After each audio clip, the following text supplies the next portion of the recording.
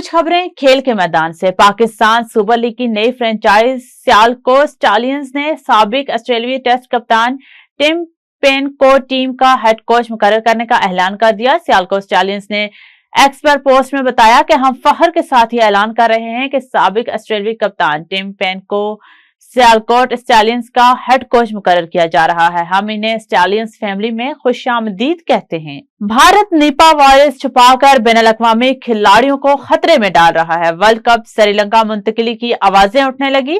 भारत में Nipah virus से मुतालिक सूरत हाल पर संगीन सवालात उठने लगे, जहां आजाद राय ने दावा किया है कि हुकाम वबा की शिद्दत को कम जाहिर कर रहे हैं, जिससे बैनुल-अक़वामी खिलाड़ियों और अवामी सेहत को खतरात लाहक हो सकते हैं। ऑस्ट्रेलिया के साबिक कप्तान माइकल क्लार्क और एरॉन फिंच ने T20 वर्ल्ड कप के लिए पाकिस्तान स्क्वाड में फास्ट बॉलर हारिस रऊफ के मुंतखब न होने पर हैरानी का इजहार किया है। एक प्रोग्राम में माइकल और एरॉन फिंच ने BBL में शानदार परफॉर्मेंस के बावजूद हारिस रऊफ को टीम में शामिल न करने पर सवाल किया, जिस पर एरॉन फिंच ने कहा कि हारिस रऊफ के स्क्वाड में शामिल न होने पर काफी हैरत हुई है।